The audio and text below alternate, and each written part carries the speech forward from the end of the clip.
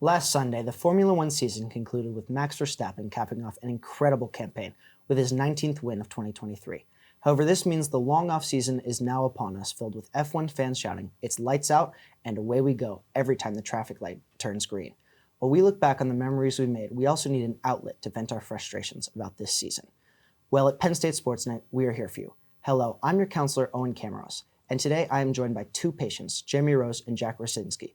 Now, Jeremy, what's on your mind about this F1 season? I mean, you mentioned it. It's Max Verstappen. He's won 19 races this year, and it's getting to a point where I've heard the Dutch national anthem enough times that I could probably recite it to you. I've heard it about as much as I've heard "Roar" by Katy Perry in 2013 when it came out, and it's getting a little upsetting that I'm hearing it this much. It's really not good for the sport. It's cool to watch. He wins just about every single race. You turn on Formula One. The race will start at 6 a.m. You can get there at 7:30 and say, okay, so who's taking second place now? Because Max is in first place by about 15 seconds. It happens every single time. It's annoying to watch. He wins every race. This season was cool. Okay, he dominated. He had the best single season in Formula One ever. Now, on my lookout for next year, I'm just hoping that we don't have to deal with this again. I'm hoping he had his one dominating season, and now the rest of the field kind of gets up to their level. The Red Bull or the RB19 was absolutely dominant all throughout the season up until the last race. Lewis Hamilton said it best. They made 0 adjustments from August till the end of the season, and their car was still the most dominant on the grid, and it wasn't even close. Max Verstappen was the most dominant driver, and it wasn't even close. And I'd like to not see this happen for the rest or for all of next year because I personally just can't take it anymore. Yeah, it's just, it's almost like it's always just a race for second. And Oh, yeah. We feel your pain here. It's just tough. How do you think, what's on your mind? How do you think that it should be fixed? Yeah, I think it's just the other constructors need to have a more consistent strength.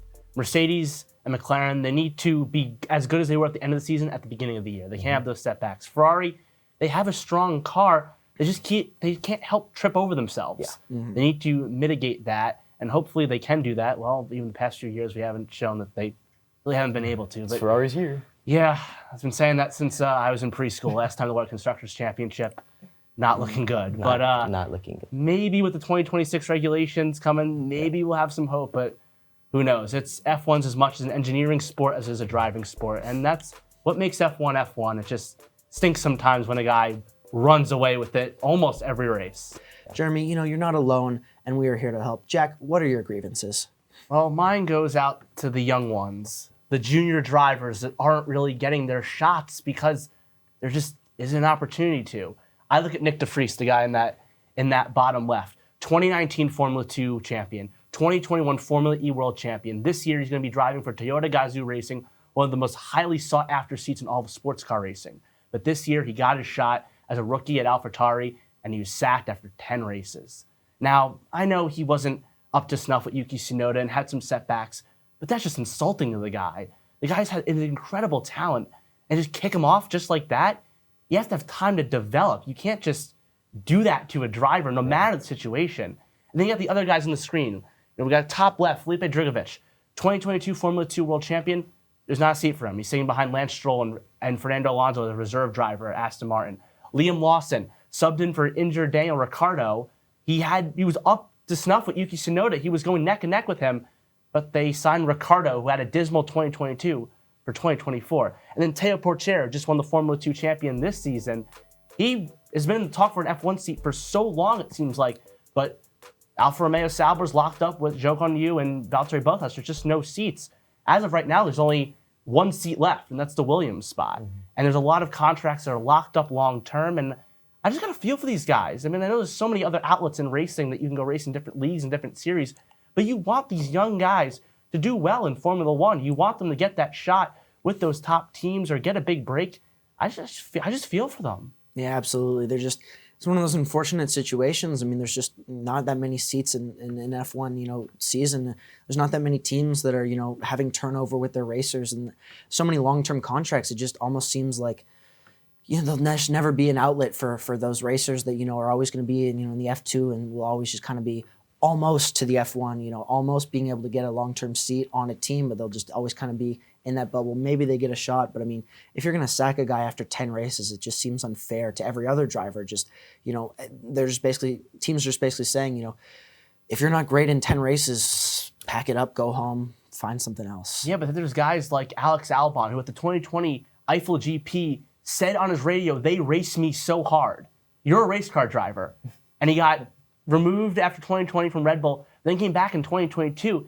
And in 2023, he brought a Williams backmarker team to 7th in the standings. You got Nico Hulkenberg, who got brought back. Most starts in F1 history without a podium. They bring him back. He's stabilizing the program. So these guys are being brought back, recycled, but they're doing a good job. So that also makes me a little bit fearful for those young guys. Will they just not have that shot at all?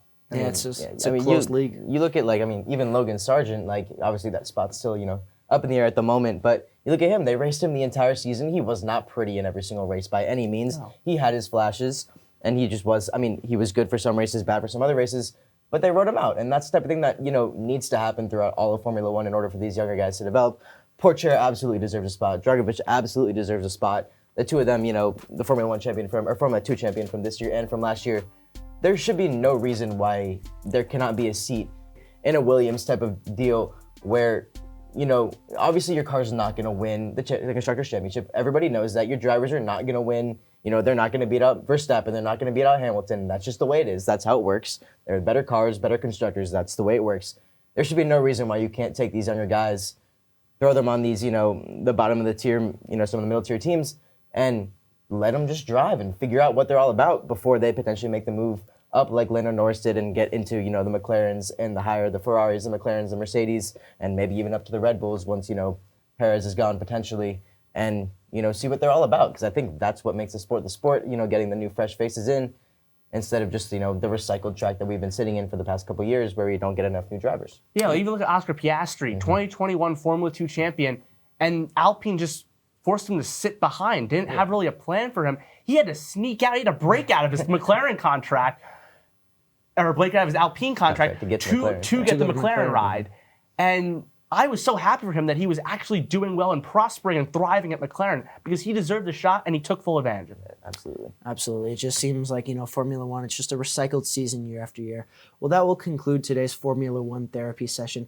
Thank you for joining in on our conversation, and hopefully you too are able to find peace and will resolve your F1 frustrations. From all of us at Penn State Sports Night, we hope you have a happy offseason. Hey everybody, thanks for tuning into this edition of Penn State Sports Night. For more content like this, be sure to subscribe to our YouTube channel, give us a like, and follow our socials down below. And as always, we are Penn State Sports Night.